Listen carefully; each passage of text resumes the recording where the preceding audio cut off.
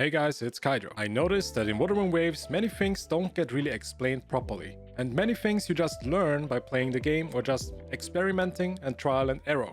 So I started to write down all the stuff that I just learned by playing.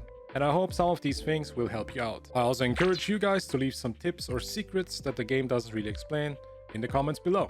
Help out some more players. Since the game is pretty new, there's probably a lot of things that we still don't know. But now, let's jump into it. There's actually a technique you can use to jump higher. You know, there's the normal jump and the jump dash, where you basically do a backflip. And there's also the jump dash attack, which triggers a plunge attack for some characters. But did you know that you can cancel this plunge attack and use a grapple hook instead to cancel the animation? And you can even reach higher heights with this method. This is very helpful if you want to reach something in the air or just for parkour in general. Because for a lot of characters, not every character, the plunge attack actually adds another boost of height. And with this method, you actually reach higher heights than just by normal jumping or using the grapple hook with a jump. All you do is jump, dash, use the plunge attack, but cancel it with a grapple hook. Just keep in mind that doesn't work with every character, especially not for pistol users, because they don't have a plunge attack, they just start shooting. Number 2, you can swap characters during gliding. This is useful if you want to do the boosted jump attack technique. I'm just gonna do this live so you guys can see. Now I'm gonna use Mortify because he doesn't have a plunge attack, right? When he's in the air, he starts shooting. But you can swap to another character, like her, use a plunge attack and cancel it with the grappling hook. And you see, we just got a lot of height, we gained a lot of height just by using this technique. So this is quite useful if you want to reach some stuff.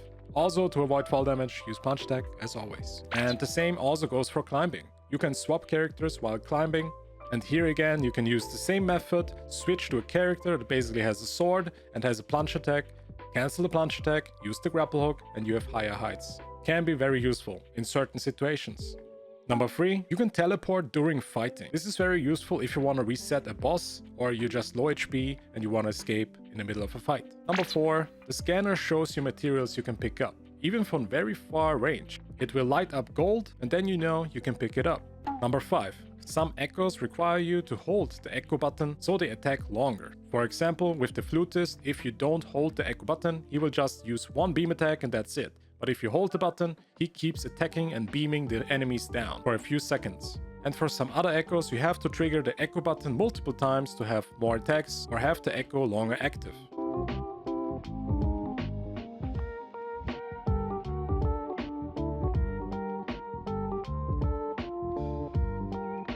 And there's also some echoes who have a double function. For example, the Inferno Rider. You can do an attack combo in combat, or if you hold the echo button, you can also transform into him and have a fast motorbike to travel around the open world, at least for a few seconds. Mentioning this, you can put the Inferno Rider on all 3 characters in your team in the main echo slot, and then you basically have infinite motorbike riding by just swapping characters and ignoring the cooldowns.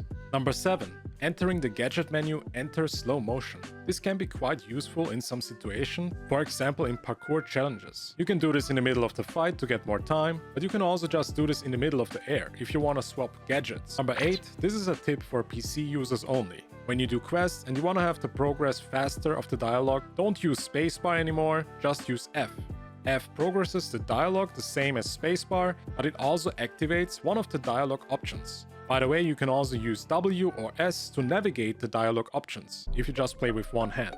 And then just F to confirm. Number 9, don't forget to do all 3 weekly bosses before the week is over. You can do the weekly bosses only 3 times, and pick the one that you need for your ascensions. Number 10. You can use some echoes even while casting abilities or even while attack animations. So you don't have to wait sometimes to stop your attack animation to do the echo attack. For example, the one that I use here, while I'm casting the shield with Yan Shin, I throw my echo in there and it also does some damage while I'm casting. Number 11. This is a pretty basic one, but during ult animations, you are invincible and you slow down time. Maybe some people didn't know that.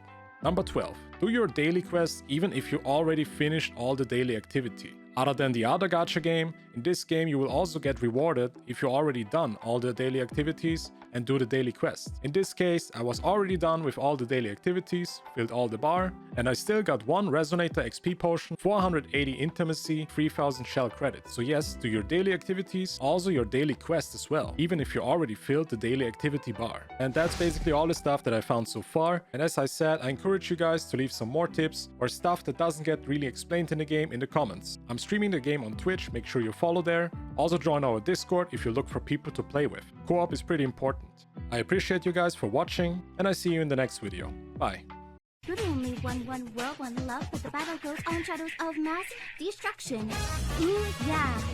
Do-do-do-do-do-do-do-do. Baby, baby. Do-do-do-do-do-do-do-do.